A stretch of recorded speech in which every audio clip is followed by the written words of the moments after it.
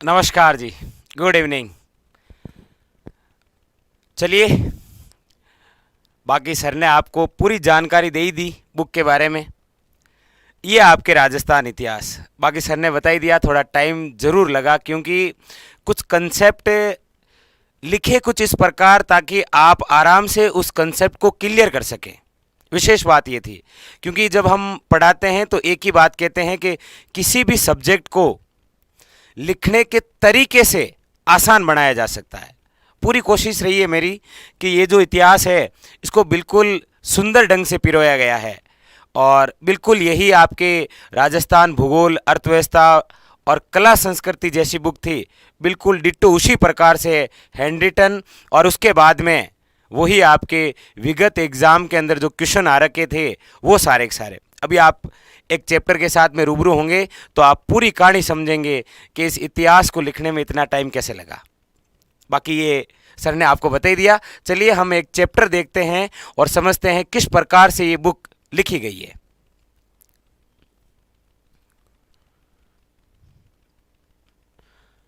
चलिए, सबसे बड़ा टॉपिक लिया है हमने और आप भी समझते हैं कि सर ये टॉपिक बहुत हार्ड होता है, लेकिन देखिए किस प्रकार से लिखा गया है।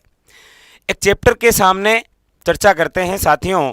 चैप्टर है आपके सामने राजस्थान में प्रजामंडल, हैंड रिटन है, पूरी आप सभी जानते हैं और बिल्कुल डिट्टो इसी प्रकार से बुक है और ये बुक का ही पेज है। तो देखिए थोड़ा सा चैप्टर के बारे में बिल्कुल ध्यानपूर्वक देखिए किस प्रकार से लिखी गई है ये। राजस्थान में प्रजामंडल, ये तो आपके चैप्टर की हेडिंग हो गई, हमेशा ऐसे ही लगाते हैं। अच्छा, उसके बाद में ये जो प्रजामंडल है, ये प्रजामंडल क्या होते हैं, इसका अर्थ क्या है, इसका कारण क्या है, इसका उद्देश्य क्या है। मतलब कोई भी चीज़ आप पढ़ेंगे ना तो आपके दिमाग में कोई डाउट नहीं रहेगा कि मतलब आपको कुछ और चीज़ समझनी है। ये बुक स्वयं आपसे बातें करेगी। पढ़ के देखिए तो सही कि प्रजामंडल इसका अर्थ क्या है, प्रजामंडल होने का कारण क्या है, प्रजामंडल के उद्देश्य क्या है। ये बुक आपको स्वयं बता देगी बोलकर, चिंता नहीं करनी है आपको इस प्रकार से। अच्छा, जैसे ही प्रजामंडल की शुरुआत होगी तो बिल्कुल अलग ढंग से लिखी गई है कि प्रजामंडल की शुरुआत हो रही है तो इसके तहत एक सभा बनी, एक संघ आया, एक परिषद आई और एक अधिवेशन हुआ। अच्छा, सभा आई तो कौन सी सभा आई, फिर लिखा कौन सा संघ आया, उसके बाद में कौन सी परिषद आई और उसके बाद में कौन सा अधिवेशन आया। यहां पर तो आपको शुरुआत बताई गई है जिसे आप टेलर बोलते हैं। उसके बाद में एक एक सभा को पूरी डिटेल से, जैसे प्रजामंडल की शुरुआत एक सभा से हुई कि राजपूताना मध्य भारत सभा, तो देखिए पूरी कहानी है इसकी लिखी हुई कि राजपूताना मध्य भारत सभा की स्थापना कब हुई, कहाँ हुई, इसके संस्थापक कौन थे, इसका उद्देश्य क्या था और राजस्थान में इसका अधिवेशन कब, कहाँ और अध्यक्षता किसने की। पूरी कहानी समझ लीजिए इस सभा की, एक एक चीज लिख दी है आपको कि राजपूताना मध्य भारत सभा की स्थापना कब हुई, संस्थापक कौन, इसका उद्देश्य क्या है, राजस्थान में इसका अधिवेशन कब हुआ, कहाँ हुआ, अध्यक्ष। दिखने में आपको बहुत शॉर्ट दिख रही है लेकिन जब आप पढ़ेंगे ना तो मजा आ जाएगा आपको पढ़ने में। जैसे इसके बाद में देखिए राजस्थान सेवा संघ, आप हमेशा पढ़ते हैं, पूरी कहानी लिखी हुई है। इसकी स्थापना 1919 वर्धा महाराष्ट्र में। इसके संस्थापक कौन कौन हैं, आर्थिक सहयोगी कौन थे, इसका उद्देश्य क्या था और विशेष बात समाचार पत्र। और उसके बाद में यही राजस्थान सेवा संघ राजस्थान में स्थानांतरित कब हुआ, कहाँ हुआ और समाचार पत्र। ये देखिए आप जब इस किताब को इस प्रकार से देखेंगे तो मारवाड़ी बात हन कहूँ ना जिशोर हो जाए था बात आ है। अब इसके बाद में और देखिए, ये फिर आपके एक और परिषद, पूरी डिटेल से एक एक चीज़।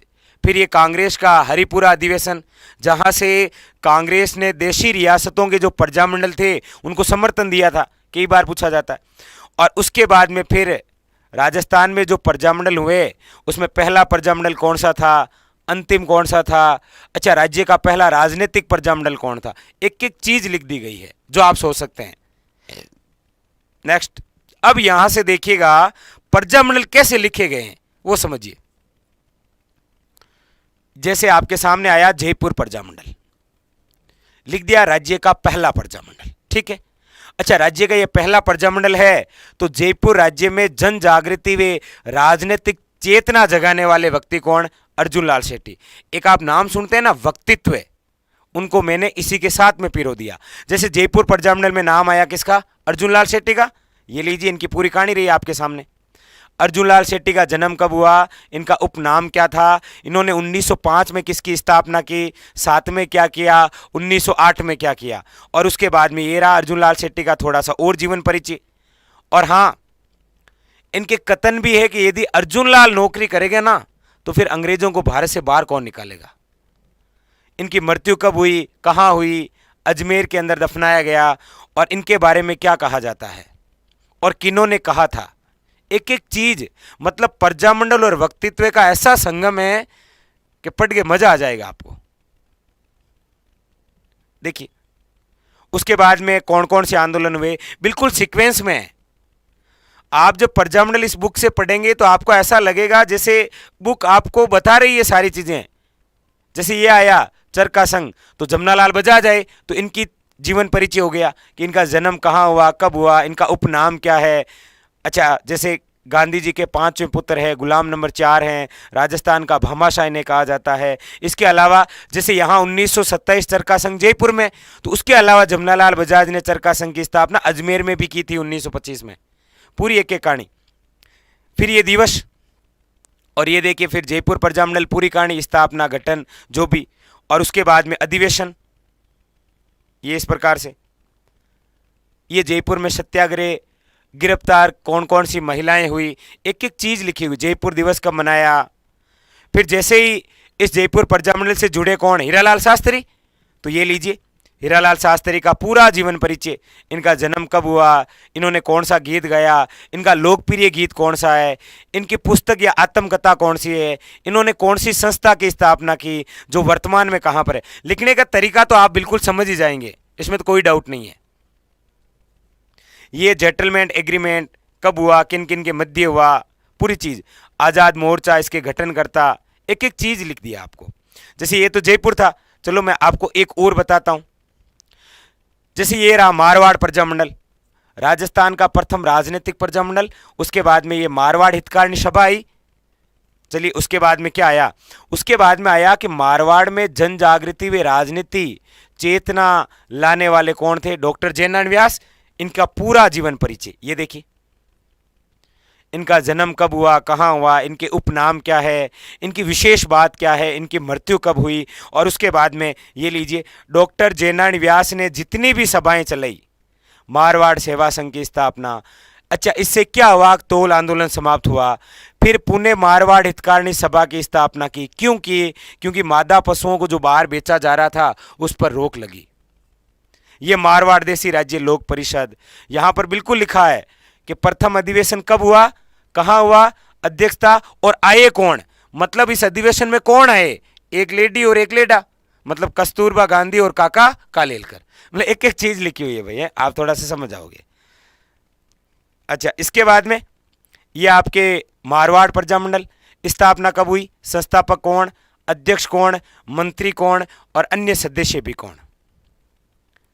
फिर इस प्रकार से ये और देखिए कि 1936 में 2 दिवस मनाए गए, दोनों साथ में लिख लिए, कृष्णा दिवस और शिक्षा दिवस। आप देखते ही हैं आज के कंपटीशन में ऐसे ही क्वेश्चन पूछे जाते हैं कि शिक्षा दिवस किस प्रजामंडल के तहत और कृष्णा दिवस किस प्रजामंडल के तहत। फिर नए नए व्यक्तित्व जुड़ते जाएंगे तो इनका जीवन परिचय आपके सामने आता जाएगा। जैसे बाल मुकुंद बिशा, तो इनका जन्म हुआ पीलवा गांव डीडवाना नागौर में। इनका उपनाम है राजस्थान का जतिन दास। इन्होंने भी चरखा संघ की स्थापना की थी नागौर में, भूख हड़ताल के कारण मृत्यु हुई। मतलब आपको इधर उधर नहीं भटकना पड़ेगा। और आखिरी में देखिए, ये जयनारायण व्यास, इन्होंने कौन कौन सी पुस्तकें लिखी और इनके कौन कौन से समाचार पत्र आए, एक एक चीज। जैसे ये आपके आगे बीकानेर, अगर बीकानेर भी देखना चाहो तो बीकानेर देख लो। ये बीकानेर, बीकानेर के अंदर जन जागृति लाने वाले स्वामी गोपाल दास और सर्वे हितकारिणी सभा। स्थापना कब हुई, संस्थापक कौन, इनका अन्य नाम क्या है, और शिक्षा का प्रसार। तो पुत्री पाठशाला और कबीर पाठशाला, तीर का निशान कर दिया है, दोनों कहां पर, चूरू में। इस प्रकार से ये बीकानेर प्रजामंडल का दमन भ्रूण हत्या कहलाता है। एक बार पूछा गया, ऐसा कौन सा प्रजामंडल है जिसके बारे में कहा जाता है कि ये तो भ्रूण हत्या थी, बीकानेर प्रजामंडल। इस प्रकार से ये बीकानेर प्रजामंडल स्थापना कब हुई, कहाँ पर हुई, संस्थापक कौन, अध्यक्षता किसने की, और फिर इसको कहाँ स्थानांतरित किया गया, और कौन कौन से जुलूस निकाले गए, और कौन सा दिवस मनाया गया, ये बीरबल दिवस। और पंडित नेहरू ने इस बीकानेर प्रजामंडल के बारे में क्या कमेंट किया था कि जहां शादी की कुमकुम पत्रिकाएं राज्य से सेंसर करानी पड़ती है, उस राज्य का जो शासक है वो इंसान नहीं हैवान है। तो ये आपके उसके बाद में धौलपुर प्रजामंडल, इक्के के बारे में पूरी डिटेल से लिख रखा है। ये नागरी प्रचार निसभा कई बार एग्जाम में पूछी गई, ये धौलपुर, ये तशीमो कांड, और फिर ऐसे भी लिख रखा है। आपको और बता दूं कि 1938 में घटित प्रजामंडल कौन कौन से हैं, अलवर, भरतपुर, करौली, मेवाड़ और शाहपुरा, एक साथ में लिख दिया, और फिर इनमें से एक एक को चुन लिया। सबसे पहले जैसे अलवर लिख लिया, अलवर की पूरी कहानी ये देखिए, मतलब इतने सीक्वेंस में लिख रखा है कि आपको आनंद आ जाएगा, पढ़ने में आनंद आएगा, याद रखिएगा। ठीक है, खरीदने का लिंक आपको मिल जाएगा अभी, ठीक है, चिंता नहीं करनी है। ये अलवर प्रजामंडल, इस प्रकार से सारे के सारे प्रजामंडल है भाई। अब आप जितने बोले वो प्रजामंडल आपको बता दें कि सर हमें तो उस प्रजामंडल के बारे में जानना है कि आपने क्या क्या लिखा, तो वो बता दीजिए। बाकी सारे के सारे प्रजामंडल हैं आपके सामने। ये भरतपुर, ये देखिए भरतपुर प्रजामंडल का गठन कब हुआ, कहाँ पर हुआ, संस्थापक कौन थे, सदस्य कौन कौन आए, एक एक बात इसके अंदर लिखी हुई है। चलिए आगे और बताते हैं आपको, आपकी जो इच्छा हो वो प्रजामंडल बता दे। अच्छा, मेवाड़ के बारे में आपको कोई डाउट होगा तो मेवाड़ प्रजामंडल की स्थापना कब हुई, कहाँ पर हुई, संस्थापक कौन थे, अध्यक्ष कौन, उपाध्यक्ष कौन, अच्छा उसके बाद में यहाँ पर क्या हुआ, तो वो पूरा लिख रखा है। जैसे सराड़ा किला है तो मेवाड़ का काला पानी कहलाता है, और ये कहाँ पर है, उदयपुर। जहाँ बीच बीच में आया वहाँ पर उसकी कहानी लिख दी, जो एग्जाम के लिए इंपॉर्टेंट है। बिना वजह कोई चीज़ नहीं लिखी गई है यहाँ पर, केवल जितने आपके एग्जाम में आएगी ना वो सारी चीजें। ये अखिल भारतीय देशी राज्य लोक परिषद, जिसमें कौन अध्यक्षता करने वाले थे, तो पंडित जवाहरलाल नेहरू। ऐसे अब ये उसके बाद में 10 नंबर प्रजामंडल आ गए आपके शाहपुरा। फिर ये लिखा 1939 में गठित प्रजामंडल कौन कौन से हैं, तो कोटा, शिरोई, किशनगढ़, इस प्रकार से।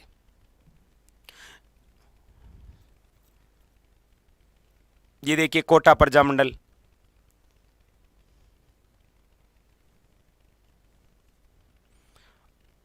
ये शिरोई प्रजामंडल, शिरोई प्रजामंडल, प्रवासी शिरोई प्रजामंडल, शिरोई प्रजामंडल, इसकी पूरी कहानी क्या है वो इसमें आप जब देखेंगे ना एक एक चीज आप समझ आएंगे, कोई दिक्कत ही नहीं होगी आपको।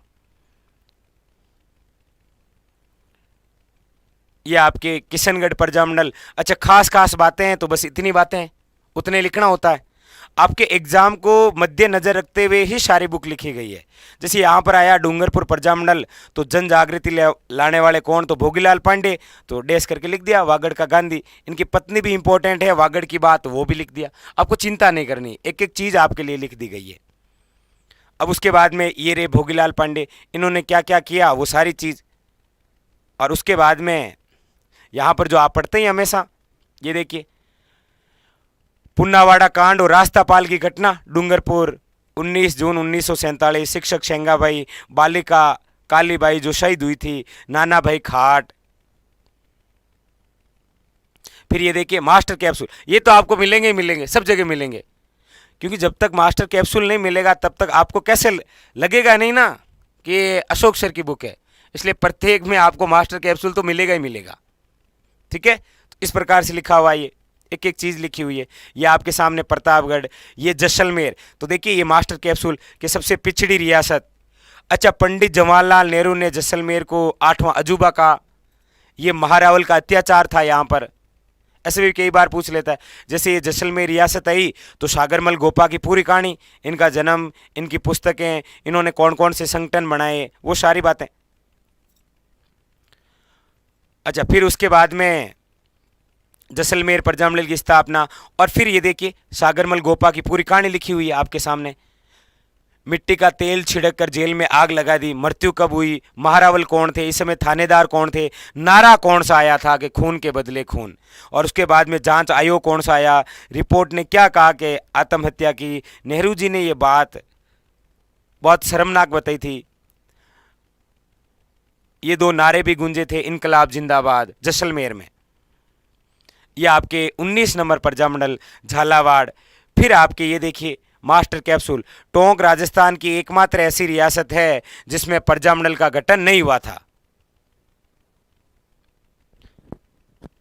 ये और उसके बाद में ऐसे प्रजामंडल जिनकी स्थापना कहां पर हुई ये भी लिख दिया है, बीकानेर प्रजामंडल कलकत्ता, शिरोई प्रजामंडल बंबई, भरतपुर प्रजामंडल रेवाड़ी और जैसलमेर प्रजामंडल जोधपुर। आखिर में ये भी लिख दिया कि कौन से प्रजामंडल की स्थापना कहां पर हो रखी है। और जैसे ये चैप्टर क्लोज होगा उसके बाद में फिर आपके लिए रामबाण, विगत परीक्षाओं के महत्वपूर्ण प्रश्न। जैसे देखिए ये आपके अभी आया था हाईकोर्ट एलडीसी के अंदर, और डेट देख लीजिए बिल्कुल 2022, मतलब 13 मार्च को जो एग्ज़ाम हुआ उसके क्वेश्चन। ये आपके 12 फरवरी को जो हुआ था, मतलब सारे वो क्वेश्चन है जो पुराने एग्जामों में आ रखे हैं। आप कहते हैं ना सर कि एग्ज़ाम बहुत नज़दीक है, क्या करें, तो ये जो पुराने एग्ज़ाम के अंदर क्वेश्चन आ रखे हैं ना, इनको सोल्व कर लीजिए। और एक बात आपको और बता दूं, बुक आपके पास में है। अब ये कला संस्कृति की, ये भूगोल, इतिहास, थ्योरी पढ़िए और उसके बाद में एमसीक्यू सोल्व कीजिए। कैसे याद नहीं होता है, पहले आपको थ्योरी पढ़नी है और उसके बाद में ये एमसीक्यू सोल्व कीजिए, फिर देखिए कैसे मज़ा नहीं आता है और एक एक चीज़ क्लियर होती है। ये आपके सामने जो पुराने एग्जाम हो रखे हैं, विगत परीक्षाओं के महत्वपूर्ण प्रश्न, और प्रत्येक चैप्टर के पीछे 50 क्वेश्चन तो मिलेंगे ही मिलेंगे, आपको ज़्यादा भी मिल सकते हैं। जैसे ये रिट में आ रखा है या आपके संगणक में, लेब असिस्टेंट, आप चाहे राजस्थान के किसी भी एग्ज़ाम की तैयारी कर रहे हैं, आपके लिए बहुत उपयोगी साबित होगी ये। और जब आप पढ़ेंगे तो रिव्यू आप अपने आप दे ही देंगे। और बाकी देखिए एक बात और आपको बता देता हूँ, देखिएगा जब कुछ चीज़ नए करते हैं ना तो गलती होना स्वाभाविक बात है भाई, ये तो आप जानते ही हैं, क्योंकि हम इंसान हैं और इंसान गलती से ही सीखता है। तो क्रम से ये आपके सबसे पहले जियोग्राफी आई, फिर कला संस्कृति और फिर इतिहास, ठीक है। तो एक एक चीज़ है, बाकी कोई मिस्टेक होगी भी तो मैं आपको बताता ही हूँ, हमेशा आगे भी बता दिया जाएगा, ठीक है। बाकी इस प्रकार से कोई नहीं है। ये जो पीछे टाइप की हुई क्वेश्चन है ना, इसमें कई बार क्या हो जाता है कि बी की जगह सी हो जाता है या सी की जगह बी। और बाकी आप जानते ही हैं कि बुक का सॉल्यूशन भी करवाते हैं, तो उस समय जो कोई करेक्शन होता है वो करवा देते हैं। बाकी किसी प्रकार से कोई दिक्कत नहीं है। आप ये देखिए पुराने एग्जाम के अंदर आए हुए क्वेश्चन, जैसे जूनियर असिस्टेंट में, या आपके बीएसटीसी के अंदर, ये जैन में, मतलब एक एक क्वेश्चन एग्जाम के अंदर आ रखा है, वही क्वेश्चन दे रही है हमने। तो इस प्रकार से ये था आपके एक चैप्टर जो आपको बताया प्रजामंडल। पूरी बुक इसी प्रकार से है, एक एक चैप्टर है आपके साथ में। अच्छा, आपको ये भी नहीं सोचना है कि सर आपने वक्तित्व नहीं लिखे, अभी आपको बताए प्रजामंडल के साथ में वक्तित्व हैं, ठीक है। तो इस प्रकार का कुछ भी नहीं है, पूरी बुक आप जब पढ़ेंगे ना, देखिएगा कुछ चीज़ देखने से नहीं होगा, पढ़ने से होगा। और जब आप इस बुक को पढ़ेंगे ना, इतना आपको कहता हूं कि इतिहास आप मुंह बोलेंगे, ये बुक आपसे बुलवाएगी, ये बुक आपको बोल बोल कर बताएगी कि इसको ऐसे पढ़ तब जाके याद होगा। और लिखने का तरीका तो आप जानते ही हैं, जैसे बिल्कुल डिट्टो बोर्ड पर लिखते हैं वैसे पूरी बुक लिखी हुई है। बाकी अब आपको कोई डाउट है तो पूछ लीजिएगा। बाकी जियोग्राफी का जो सेशन हमारा चल ही रहा है वो लगातार चलता रहेगा, बिल्कुल खनिज संपदा, परिवहन, उद्योग, 4-5 चैप्टर हैं, उनका सॉल्यूशन करेंगे। और उसके बाद में हाँ, आरएसएसबी के आज तक प्रश्नों का समावेश लाइए। हाँ, यही तो है, ये सारे बुक के पीछे भी हैं और यूट्यूब पर भी सोल्व भी करवाएंगे, आपको चिंता भी नहीं करनी है, ठीक है। अच्छा, अब आपको कुछ बातें और बता देता हूं। देखिए, तो ये थी इतिहास की बुक। और बाकी आप सभी जानते ही हैं कि ये देखिए, ये पूरा आपके सामने एक कॉम्बो है। एक विशेष सूचना जो सर ने आपको बताई दी, देखिए ये तो थी आपके भूगोल और अर्थव्यवस्था। बहुत सारा प्यार मिला आपका, इतना प्यार मिला कि दूसरी भी जल्दी आ गई। कला और संस्कृति। और जब आप दोनों ने इन दोनों बुकों को प्यार दिया तो तीसरी भी आ गई, इतिहास। और इतना सारा प्यार देखकर आपका चौथी बुक भी आ रही है, राजस्थान राजव्यवस्था। आप हमेशा कहते हैं सर पॉलिटी पॉलिटी पॉलिटी, ये लीजिए राजस्थान राजव्यवस्था, ये कार्तिक सरदुआरा है।